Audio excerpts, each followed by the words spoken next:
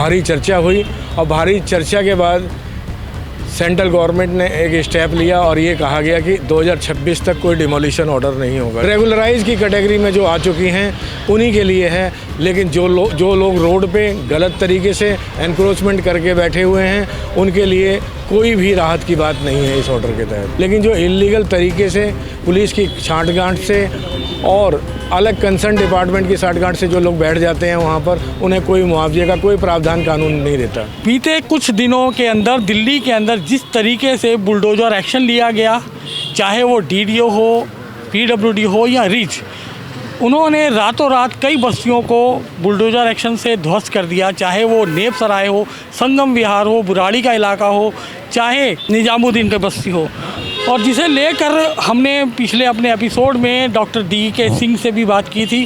Supreme court के senior अधिवक्ता है, इन्होंने ही जो दिल्ली का संगम विहार का एरिया है वहाँ पर उन लोगों को राहत दिलवाई थी। वहाँ पर स्टे जो लिया गया था इन्हीं वकील साहब के माध्यम से लिया गया था। तो उसी चीज़ को लेकर आज हम बात करने आए हैं। तो चलिए बात करते हैं। सर पहले तो बहुत बहुत स्वागत। सर जिस तरीके से आपने स्टे दिलवाया था संगम विहार की बस्ती के लिए, उसी बात को इतना गंभीरता से लिया गया कि संसद के अंदर भी वो चर्चा हुई और सुनने में भी आया है कि जिस तरीके से दिल्ली के अंदर बुलडोजर एक्शन नहीं होगा 2026 तक, तो क्या है वो पूरा मामला, वो हम आपसे जानना चाहेंगे। देखिए, संगम विहार में बुराड़ी के तहत संगम विहार और झड़ौदा के अंदर जो 2 कॉलोनियाँ थी, वहाँ पर दिल्ली माननीय उच्च न्यायालय ने स्टे किया और 6 फरवरी तक के लिए डिमोलिशन को लिए स्टे कर दिया गया है। इसी के तहत हमारे सांसद मनोज तिवारी जी ने आगे कदम बढ़ाया और इसको पार्लियामेंट के अंदर इस प्रश्न को उठाया और इस क्वेश्चन पे भारी चर्चा हुई और भारी चर्चा के बाद सेंट्रल गवर्नमेंट ने एक स्टेप लिया और ये कहा गया कि 2026 तक कोई डिमोलिशन ऑर्डर नहीं होगा, डिमोलिशन नहीं होगा। तो ये मान के चलें कि जो अनऑथराइज कॉलोनियाँ हैं अब 2026 तक उनके ऊपर बुलडोजर एक्शन की जो तलवार लटकी रहती थी वो नहीं होगा। बिल्कुल नहीं चलेगी जी, बिल्कुल नहीं होगी। 100% उनके साथ कोई कार्रवाई नहीं होगी वहाँ पर डिमोलिशन की। तो सर एक प्रश्न और रहेगा कि जिस तरीके से ये बस्तियाँ बसती हैं, ये रातों रात तो बस्ती नहीं है। जब ये बनता है तो बस्तियाँ बसनी शुरू होती हैं, तब इन पे कोई एक्शन नहीं होता, चाहे वो दिल्ली पुलिस हो, DDA हो या MCD हो। देखिए, हमेशा प्रशासन की साठगांठ से ही होता है, लेकिन ये कॉलोनियाँ रातों रात नहीं बसी। 40 साल से वहाँ पर कॉलोनी है, लोगों के पास अपने टाइटल डॉक्यूमेंट्स हैं, लोग वहाँ पर हाउस टैक्स दे रहे हैं, वहाँ इलेक्ट्रिसिटी बिल पे कर रहे हैं, वाटर पे कर रहे हैं, वाटर इलेक्ट्रिसिटी और हाउस टैक्स तीनों ही पे कर रहे हैं। तो ऐसा कुछ भी नहीं है कि वहाँ पे कोई इलीगल लोग रह रहे हैं, अनऑथराइज रह रहे हैं। और उसके बावजूद भी वहाँ पे कॉलोनी के अंदर प्रधानमंत्री योजना के तहत, PM उदय योजना के तहत वहाँ पर लोगों को उनकी कॉलोनी रेगुलराइज कर दी गई है, इसलिए उन्हें गिराने का, डिमोलिश करने का कोई प्रश्न ही नहीं उठता।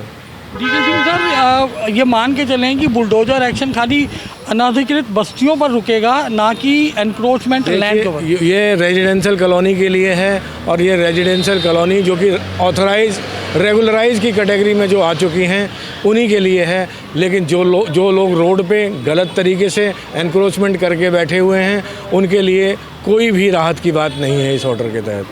तो जिन लोगों को पहले नोटिस आ चुका है डिमोलिश का, क्या उनको राहत मिलेगी या उन पे तलवार लटकी रहेगी? देखिए, जिन लोगों को नोटिस मिला है उन्हीं लोगों को स्टे मिला है, और जो नोटिस नहीं भी मिला है उन लोगों ने नोटिस बहुत बेग नोटिस दिया है। किसको नोटिस दिया? उन्होंने अपने आप में ही दिल्ली गवर्नमेंट के डिपार्टमेंट को दे दिया नोटिस, और जो वहाँ पे एक्चुअल में लोग रह रहे हैं कम से कम 10,000 परिवार, उन परिवारों को कोई नोटिस नहीं दिया गया।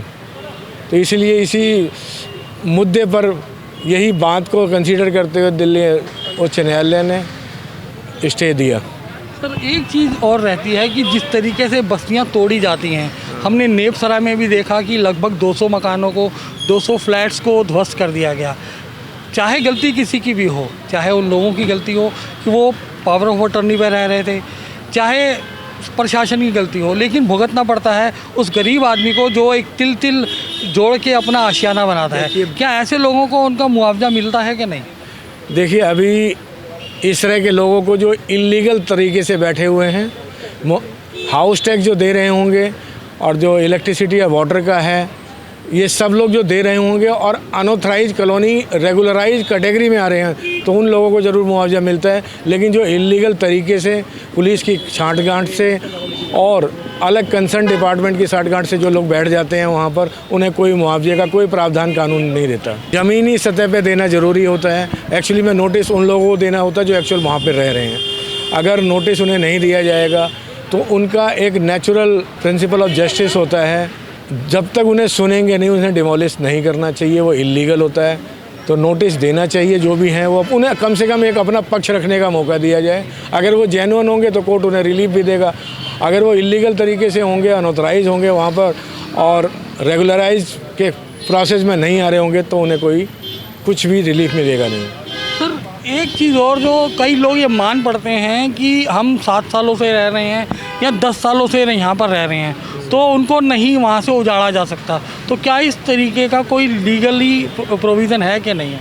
देखिए, बड़ा टेक्निकल इशू आपने उठाया है। गवर्नमेंट के अगेंस्ट 30 इयर्स का है, लेकिन 30 इयर्स भी वो आपको प्रूव करना पड़ेगा। आपको प्रूव करना पड़ेगा।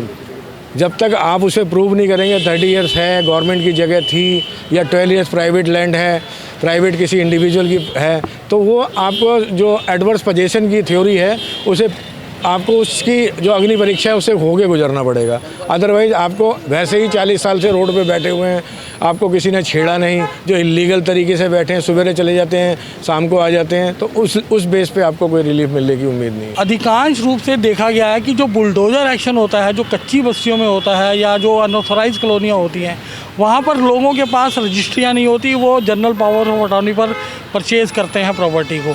और एक्शन क्या इसी तरह की प्रॉपर्टियों पे होता है या जो रजिस्ट्री करवाई हुई प्रॉपर्टियाँ होती हैं उनमें भी? देखिए, जो सब रजिस्ट्रार हैं वो गलत तरीके से उस एरिया के अंदर रजिस्ट्री भी कर देते हैं, खसरा कोई और होता है, दिखा कुछ और देते हैं। इलीगल पे कार्रवाई होती है, होती रहेगी। लीगल अगर हैं, आपके पास डॉक्यूमेंट्स हैं, आपकी कॉलोनी रेगुलराइज कॉलोनी के तहत आने वाली है, अनऑथराइज कॉलोनी रेगुलराइज के तहत आने वाली है, गवर्नमेंट की 1700 से ऊपर जो गवर्नमेंट ने निकाली हुई हैं, अगर उसमें रेगुलराइज में आ रही हैं तो उसमें आपको कोई डरने की बात नहीं है।